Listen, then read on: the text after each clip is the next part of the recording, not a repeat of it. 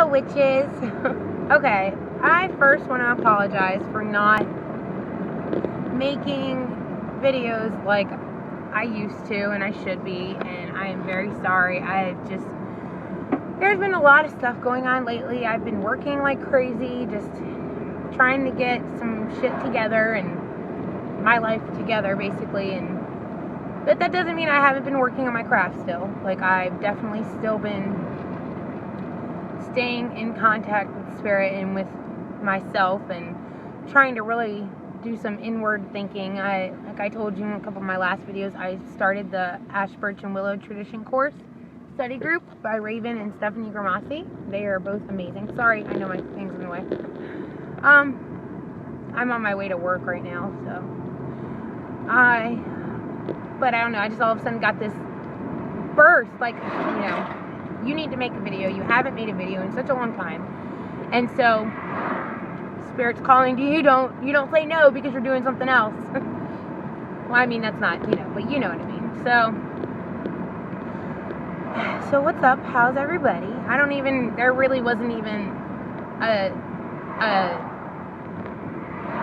what's the word I'm looking for? There wasn't even a really one certain thing I wanted to talk about in this video. I just felt like, I needed to come on here and speak, and I do want to talk a little bit about my course, but not very much. That's why I haven't talked about it very much, because of it's a study course, and it's kind of private.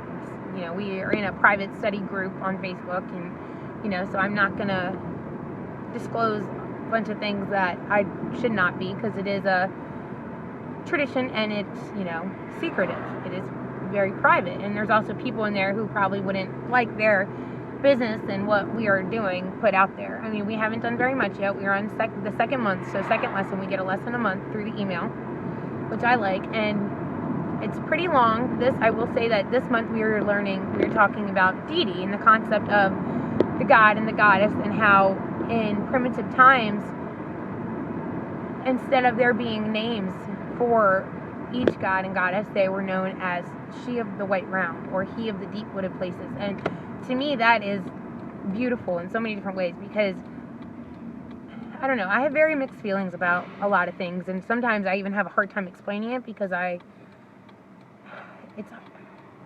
have a hard time explaining my feelings on it, because of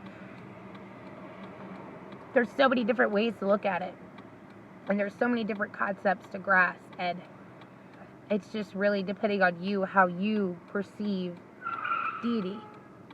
Like, and part of me wants to say that to put a name on something, you're limiting it. You're limiting that god or that goddess to one aspect of themselves, and that's not true. But then the other part of me is, each name is each different aspect of them. It's, you know what I mean? So it's all mixed together in one, but it's also different. But as far as, I do want to talk about, though, pertaining to this, because I thought it was very interesting. When I did my Shadowfest ritual, I did it, and for the first time, I became very close with the aspect of the god. Like, I never have really, well, not never, I don't want to say that, but I've always been very close to the goddess. I've always been very close to Diana, and I could always feel her around me, within me, and just so many different parts of her, and through things that I do and how I am, I would feel her, and I'd feel her with me. But I've always used the aspect of the male deity, and I've always worked with Diana's, but it wasn't, I don't want to say never, being close with him, I was close with him in a different way. I was close in the aspect of him, but I had never really been one with him, at least yet.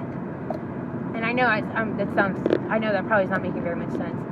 But during Shadowfest, I was doing my ritual, and I embraced every aspect of him. I called him, and I drew him close to me, and I could feel him, his pull within me and beside me. It was a beautiful moment. Like, it was a beautiful ritual where I really could feel his essence and embrace him as a whole, as a spirit of energy and as a deity. Like, it was amazing. Like, it was honestly one of the most amazing and beautiful things. Sorry, I'm fixing my camera. It was one of the most beautiful things that I have ever felt. Just to feel him and his presence, not just near me, but within me, was something totally new for me with him. And it was so, I don't want to say dark, and I don't want to say, I don't know how to explain it. Like, I mean, it's a dark time for the God. It's, you know, the time where he is in the underworld, and he sacrificed himself for us. And to feel that, but to feel it in such a unique way, that's what I mean. I have such a hard time explaining it. That's why it's just like, it's a feeling for me, and I have a hard time putting words to my feelings because they just are. It is what it is. Like, it's a feeling of great complexity, of great masculinity and drive, and it's so strong and independent, but so caring at the same time, and it's very fierce energy. I don't know if that makes any sense to anybody, but I hope it does, because it's the best way that I can explain it. It was a very powerful moment for me in my craft to really become close with the aspect of the God, aspect of he of the deep wooded places, aspect of him of the shadow places, he of the shadow self. Like, it was, and it wasn't even that there I put was a name to him. There wasn't, I mean, it was, you know, him as Dis, him as Dianus. I mean, he was there, but it wasn't only him. It was just the aspect of the male essence of deity. Sorry, my mouth was dry. So yeah, like, I mean, I know I'm probably not explaining this in the best way, and I know I'm not making any sense because I feel like I'm talking in a circle. Mainly because I haven't made a video in a while, so it's not like I forgot how to do it, but it's just, you know, thinking it is one thing, and then trying to explain it to somebody else is something completely different. And partially, you know, I can, but because I know what I'm talking about, I'm not, you know, ignorant and not know, oh, I have no idea. Like, it's not that. It's just being able to put words to these feelings are something all in themselves. Like, I'm sorry, I just drove by this mountain. I drive by it every day to work, and it is so beautiful. Like, I mean, seriously, I wish I could have put my camera up to show you guys. It is just a mountain, and there's just, like, you know, mountain that's going this way, a mountain going that way, and a mountain this way, and there's trees and a huge ditch in the middle. I haven't actually had a chance to stop and go walk around there, but that is something I definitely plan on doing soon, because it's gorgeous. And every time I drive past it, it's one of those feelings, like, you know, being close to he of the deep woods, you know, it's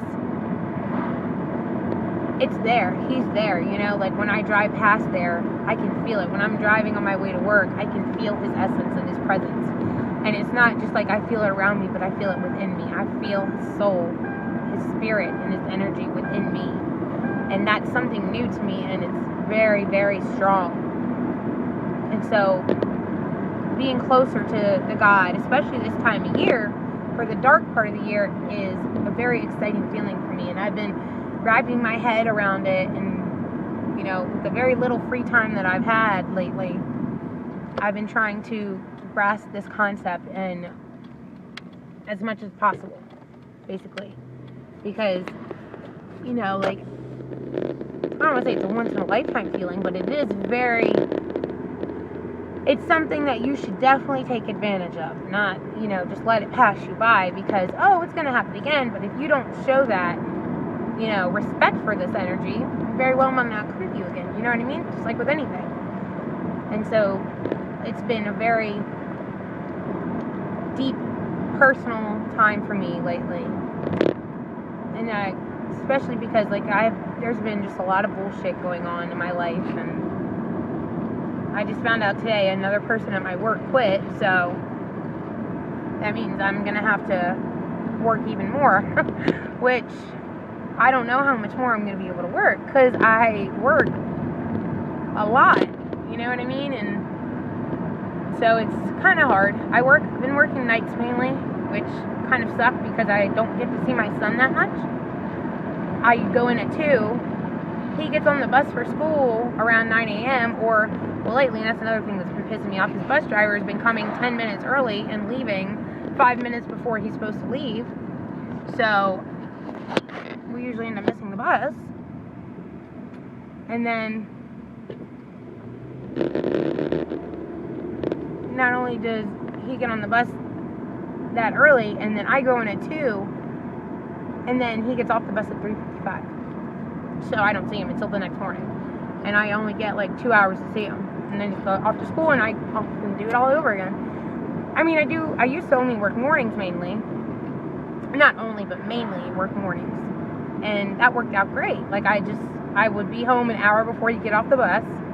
I get to spend the whole night with them, and then go to work at 7 a.m. or leave for work at 6 a.m. the next morning, which worked perfect. But now that one girl got fired, one girl just didn't show up, another girl quit, so it's just like, what the fuck?